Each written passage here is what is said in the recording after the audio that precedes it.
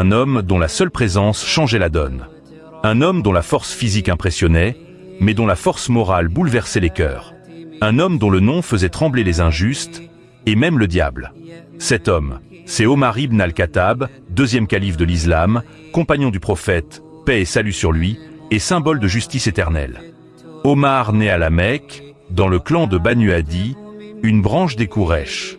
Haut, robuste, doté d'une voix grave et d'un esprit vif, il est aussi connu pour son tempérament ardent et son franc-parler. Avant l'islam, Omar est un fervent défenseur des traditions mécoises et s'oppose farouchement au message de Muhammad, paix et salut sur lui. Sa force est telle qu'on dit qu'aucun Quraysh n'osait l'affronter seul au combat. Mais cette force cache aussi un homme de principe. Il ne supporte pas l'injustice. La tension monte à la Mecque. Les musulmans sont persécutés, et Omar, convaincu que Muhammad, paix et salut sur lui, divise la tribu, décide un jour de le tuer. Sur le chemin, on lui révèle que sa propre sœur et son beau-frère ont embrassé l'islam. Fou de rage, il se rend chez eux et surprend leur récitation du Coran. Il lève la main pour frapper, mais s'arrête. Les paroles qu'il entend, d'une beauté saisissante, percent son cœur. En vérité, moi, Allah, je suis celui en dehors duquel il n'y a point de divinité. Adorez-moi donc et accomplissez la prière en mon souvenir. Les larmes remplacent la colère. Il se rend auprès du prophète, paix et salut sur lui, l'épée encore au flanc, et prononce la shahada. Ce jour-là, l'islam gagne l'un de ses plus puissants défenseurs. Abu Bakr as-Siddiq, le premier calife de l'islam, sentit la mort approcher, il s'inquiéta pour la communauté. Qui prendrait le relais? Qui porterait le fardeau de guider les musulmans?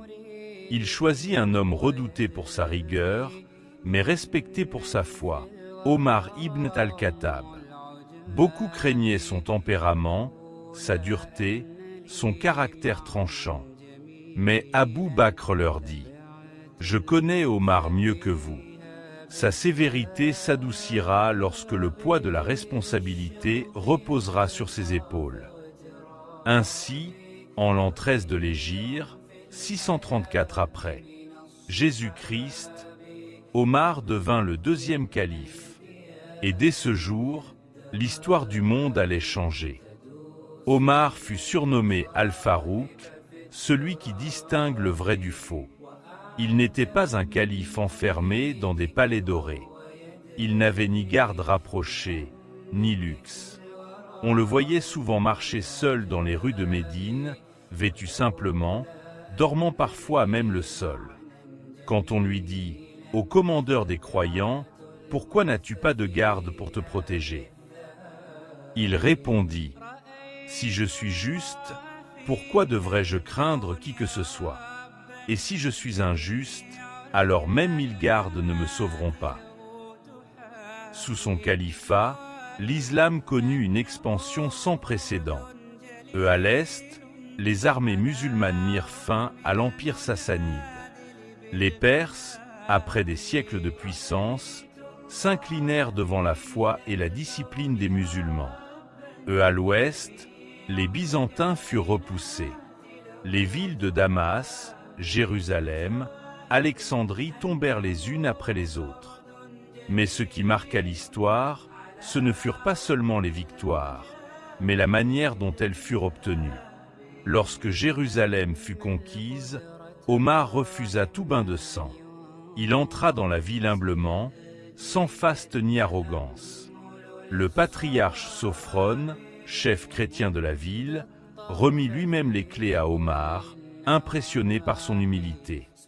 Omar n'était pas seulement un conquérant, c'était un visionnaire.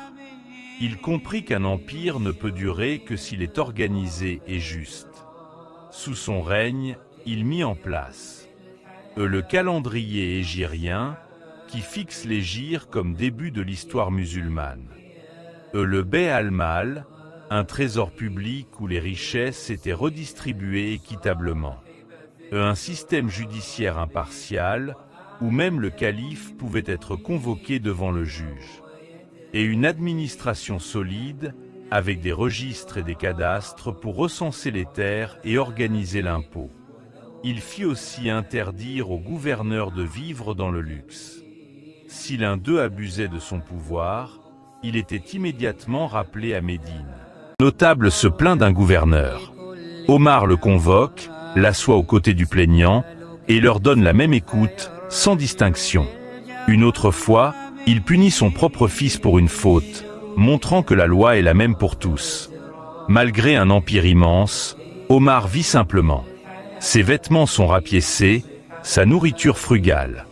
Il dit souvent: « Si je pouvais sortir de cette charge sans péché ni récompense, ce serait suffisant pour moi. » Omar ne se contentait pas de régner depuis un trône.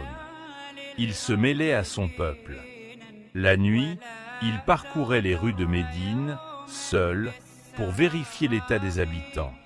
On raconte qu'un soir, il entendit des enfants pleurer. En s'approchant, il vit une mère qui faisait bouillir de l'eau, sans rien à manger, pour calmer la faim de ses enfants. Omar retourna aussitôt au dépôt public, chargea un sac de farine sur son dos et l'apporta lui-même à cette famille. Son serviteur voulut l'aider, mais Omar lui dit: « Vas-tu porter mon fardeau le jour du jugement ?» Et il cuisina de ses mains pour nourrir ses enfants affamés. Après 10 années de règne marqué par la justice, vint le moment du destin. En l'an 23 de l'Hégire, 644 après Jésus-Christ, alors qu'il dirigeait la prière du Fajr, un esclave perse du nom d'Abou Louloua se glissa parmi les fidèles et le frappa de plusieurs coups de poignard. Gravement blessé, Omar sut que son heure était venue. Il demanda une dernière faveur: être enterré aux côtés de ses 2 compagnons bien-aimés, le prophète et Abou Bakr as-Siddiq. Et ce fut accepté. Omar ibn al-Khattab, radiyallahu anhu, reste un modèle intemporel. Sa force, sa justice et son humilité sont gravés dans l'histoire. Son héritage, plus qu'une simple page du passé, est un phare pour toute personne en quête de vérité et d'intégrité. Le règne d'Omar dura 10 ans, mais son empreinte traversa les siècles. Il laissa derrière lui un empire puissant, une justice exemplaire et une leçon éternelle.